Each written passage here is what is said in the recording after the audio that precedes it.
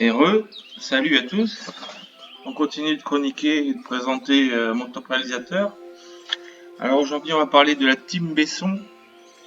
Certains vont me critiquer d'avoir mis Besson dans mon top film, mais il y a quelques perles qui ont marqué ma jeunesse et je tenais à les partager. Mais avant de passer à la team Besson, on va parler de deux films, Le Roi et l'Oiseau et Dark City. Alors Le Roi et l'Oiseau, encore un dessin animé de Prévert et Grimaud. Donc attendez-vous à quelque chose de poétique. Un petit dessin animé à la française, on va regarder la bande-annonce. Alors au départ, c'est inspiré du conte de la bergère et du ramoneur. Ils ont fait plusieurs versions du film avant d'arriver à la version finale, ça a été difficile. Et alors c'est pareil, c'est pour enfants, c'est très moralisateur, mais en même temps c'est très beau, très poétique. Il y a des belles musiques de Vladimir Cosma. C'est un petit chef-d'œuvre. En général, les gens qui l'ont vu sont fans. Ça s'adresse aussi bien aux enfants qu'aux adultes. Sur la tyrannie d'un roi, donc Charles 5 et 3 font 8 et 8 font 16, de tachycardie. Un film qu'il faut avoir vu pour la culture générale. Comme je dis toujours, après, si vous aimez pas les dessins animés, évidemment, je peux rien faire pour vous. Mais si vous devez regarder un dessin animé qui soit pas japonais ou américain, regardez Le Roi et l'Oiseau de Prévert et Grimaud. C'est un film qui a marqué l'histoire. Ou alors, si vous supportez pas les trucs destinés aux enfants, chanson et dialogue de Jacques Prévert. Prévert que j'ai beaucoup étudié puisque j'ai une référente, Martine, qui est fan de Prévert. Elle nous fait toujours bosser sur Prévert, d'ailleurs. Et bon, il y a du bon et du mauvais, mais Le Roi et l'Oiseau, c'est génial. Bon, moi je l'ai vu étant gosse aussi, donc c'est sûr que ça aide. Mais franchement, je pense que même adulte, ça vous plaît. Moi, il y a un moment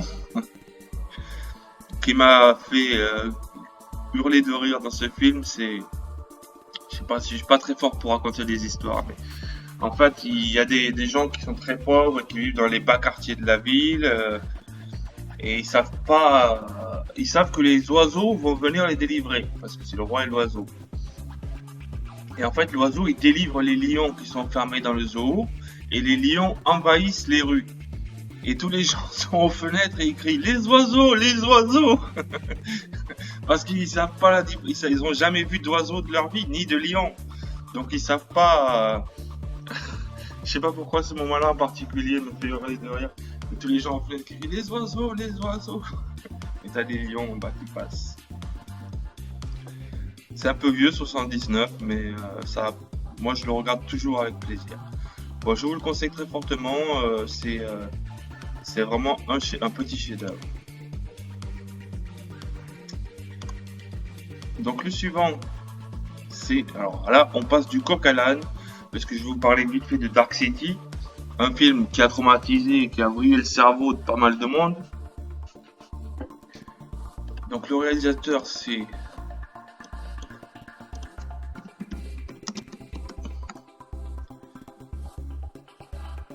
Alex Proyas, qui a fait The Crow et iRobot, entre autres. Bon, The Crow, j'ai failli le mettre parce que j'ai un attachement sentimental au film. Je l'ai vu ado et j'avais adoré. Après, en le revoyant, c'est peut-être pas un si bon film que ça. Mais j'ai failli le mettre dans la liste. C'est un peu comme Highlander, quoi. C'est des films, si vous les voyez à un moment précis, ça va vous marquer. Puis après, vous allez vous dire, ouais, en fait, c'était pourri, tout ça. Mais Dark City, c'est vraiment un chef-d'œuvre de science-fiction sur les méandres de la pensée humaine. En fait, ces créatures-là sont des créatures qui ont des pouvoirs magiques et ils modèlent la ville et l'inconscient des gens pour en faire des personnages. C'est dur d'expliquer en fait. Et chaque personne se réveille chaque matin amnésique dans un nouveau rôle. Et il y en a un qui découvre, en fait, c'est un peu comme dans Matrix. Ah, c'est avec Jennifer Connelly aussi. Comme quoi, elle a fait pas mal de bons films. Requiem for a Dream, Il était une fois en Amérique. Euh, il y en avait un autre aussi où on l'avait vu. Donc très jolie femme d'ailleurs.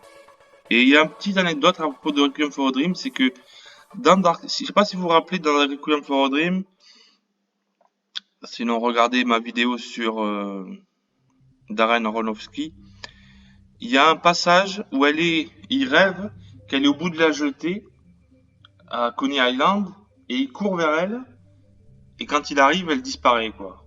Et il y a exactement la même scène dans Dark City. Donc le héros c'est Rufus Wainwright, non pas Rufus Wainwright, Rufus, il s'appelle Rufus c'est sûr, mais comment s'appelle-t-il ce tome? Rufus Sewell. Sewell, je sais pas comment on dit. Et il fait exactement le même rêve, donc je sais pas, petit clin d'œil de film à film quoi. Alors franchement, je vous conseille, c'est un film très noir. D'un point de vue science-fiction, c'est si vous avez aimé Matrix, c'est encore plus fort, que Matrix. Bon, je vais pas m'éterniser dessus parce qu'on est là pour parler de la team Besson. Donc, qu'est-ce qu'il y a à dire sur Luc Besson et compagnie? Puisque Luc Besson est devenu plus un producteur qu'un réalisateur, on dit qu'il n'a fait que faire de pire en pire, qu'il avait plutôt bien commencé et qu'il a fini par faire que de la merde. Moi, je suis pas convaincu. Je suis un défenseur un peu de Luc Besson. Donc, il y a Le Grand Bleu. Je l'ai pas mis parce que ça fait un moment que je veux revoir ce film pour me faire une idée précise. Je l'avais bien aimé quand j'étais petit. J'étais fan de Jean Reno. Mais il faut que je le revoie. Et peut-être que je le mettrai dans la liste. Nikita, Léon, Le Cinquième élément, Jeanne d'Arc, Angela, Arthur et les Minimoys, effectivement, c'est pas en couille. Bon, la saga Taxi aussi. Lucie, Anna, Valérian. Ah, il a fait un clip pour Ophélie Winter. Et pour Madonna aussi. Et pour Kerry James. Donc j'ai pas mis Le Grand Bleu, j'ai pas mis Taxi, je rigole. J'ai mis Léon, évidemment, qui est son plus grand film de loin pour moi. C'est moi dans ma culture personnelle, c'est une pierre angulaire. C'est une histoire qui va droit au but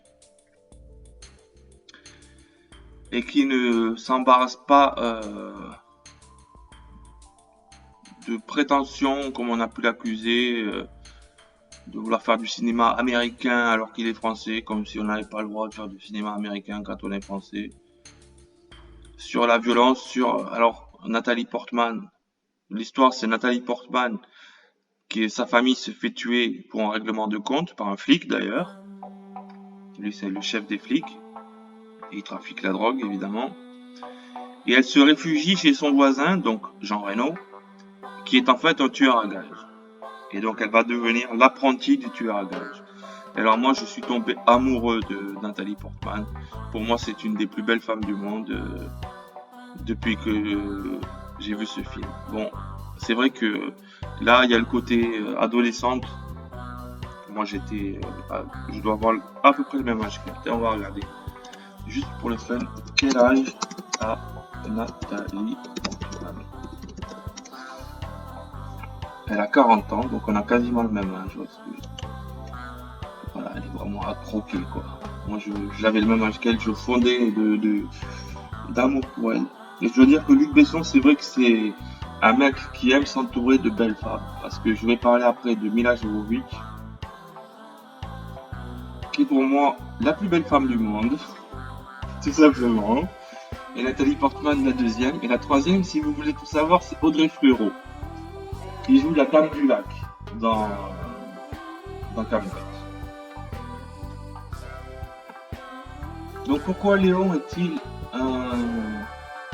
un pilier de ma culture personnelle, et je vous le recommande parce que c'est l'histoire d'un tueur à gages qui est gentil et d'un flic qui est méchant. Voilà, je raconte super bien encore une fois. J'arrive même pas à me convaincre moi-même. Et ça parle de... J'avais une citation du film, c'était: tu vois ce mec dans mon viseur, C'est le président des États-Unis. J'ai capé sur la gâchette et il est mort. C'est Léon qui dit ça. Et la petite gamine qui a son.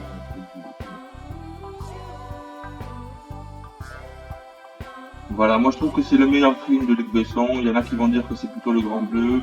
J'aurais pu mettre Nikita, mais je me suis dit que c'était un peu redondant d'en mettre deux. Par contre, j'ai mis aussi un de mes films préférés, qui est aussi de Luc Besson, Jeanne d'Arc avec Mila Jovovich. Et là, pareil, quand j'ai regardé ce film, je suis tombé amoureux de Mila Jovovich. Pour moi, Jeanne d'Arc, c'est une figure historique de la France qui n'est pas réservée au Front National, qui est une figure historique. Elle était folle, c'était une femme. Certains disent que c'était une paysanne, je sais pas, elle s'appelle Dark, D apostrophe. Normalement, c'était pas une radiste, putain, elle me fait frémir quand je la vois. Mila Jovovich, pour moi, surtout dans ce film, certains diront que c'est le cinquième élément. Moi, c'est Léon, c'est sûr, et Jeanne d'Arc à cause de Mila Jovovich. Et même 20 ans plus tard, pour moi, c'est toujours elle la plus belle femme du monde, c'est tout. Vous la voyez en armure, elle se coupe les cheveux comme. On dit ah ouais, vous croyez que je suis pas capable de faire la guerre parce que je suis une femme? Et elle se coupe les cheveux au couteau comme ça, comme une folle. Et elle fonce en vrai kamikaze et après elle est acclamée. Et bon, franchement, on peut critiquer et tout ce qu'on veut. Moi, je trouve que le film est bien réussi quand même. On peut dire ce qu'on veut. Et alors la fin est. Évidemment, je peux vous spoiler la fin, je suppose. Elle brûle. Et alors, elle est condamnée pour hérésie par les Anglais. Le roi de France la laisse tomber. Il paye pas la rançon, alors qu'il aurait pu. Et alors, il la déguise en homme. Et ils disent, regardez, même en prison, elle s'habille en homme alors que c'est interdit. Et du coup, il la brûle sous prétexte qu'elle s'est habillée en homme. Vous voyez un peu le barbarisme du Moyen-Âge. Franchement, regardez ce film. Si vous, je vous dis, vous allez peut-être pas être accroché parce que vous n'êtes pas peut-être pas fan de Luc Besson, de Mila Jovovich comme moi. Mais je vous en prie, regardez-le juste pour vous faire votre propre idée et dites-vous que Jeanne d'Arc c'est une belle réussite de Luc Besson. C'est pas comme Taxi ou je sais pas qu'est-ce qu'il a fait, Arthur et les Minimoys. Moi je le mets sans hésiter dans mon top 100 et peut-être même dans mon top, allez, dans mon top 40. Mais c'est parce que je suis amoureux de la meuf. Voilà. Alors qu'est-ce qu'il a fait d'autre donc? Taxi, Taxi 2, voilà. Yamakasi, Wasabi. Et bon, je vous donne un petit tip aussi. Vous tapez dans YouTube, vous tapez Luc Besson, générateur de scénario. Voilà, vous allez tomber sur cette vidéo de Mosinor. Regardez ça pour vous taper une bonne barre de rire. Au détriment de Luc Besson. Je n'en dis pas plus. Franchement, je vous mettrai le lien dans les commentaires, ça ira plus vite.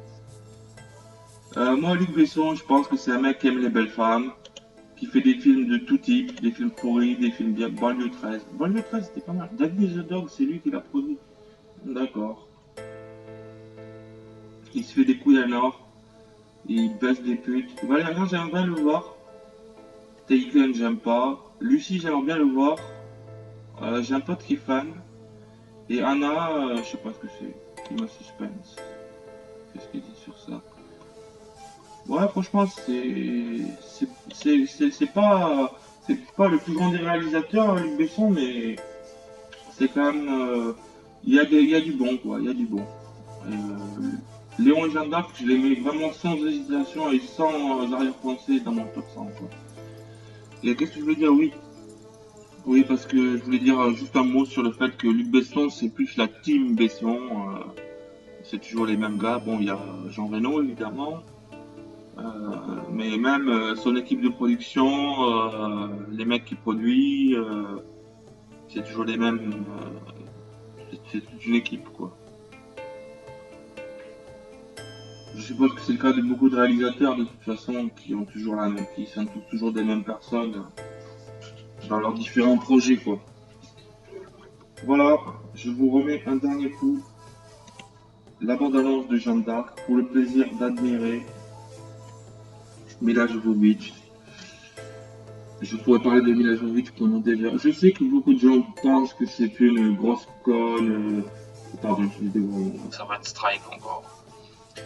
Donc c'est une femme, je sais pas moi, elle n'est pas gentille. Moi je suis amoureux d'elle. Regardez-moi ce visage angélique. Elle pleure. Mon bon roi.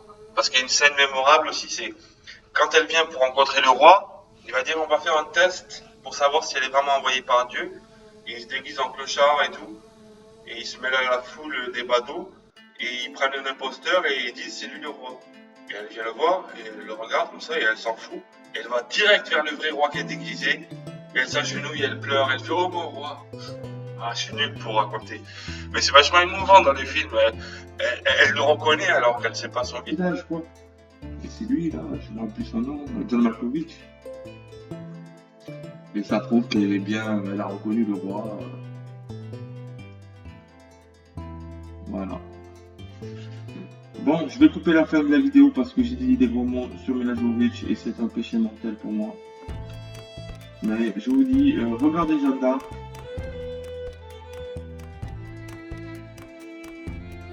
Prenez sa défense. Pourquoi il me recommande tout le temps Humain et Hurlevent? C'est quoi ça?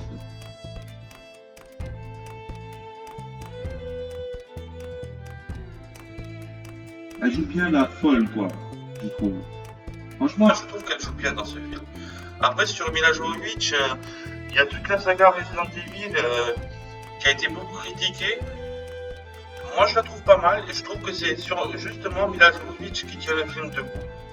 Parce qu'elle a beaucoup de personnalité, beaucoup de charisme et franchement, moi j'ai bien aimé la saga Resident Evil. Après, c'est sûr qu'elle n'a jamais fait de vrais grands films. Bon, c'est un mannequin à la base, c'est pas une actrice, mais je trouve qu'elle joue bien le rôle de la femme forte. Et dans Jeanne d'Arc, elle joue bien le rôle de la folle, quoi. Allez, je vous quitte, j'espère que la vidéo va pas être strike. Je vous dis, Luc Besson, il a du bon.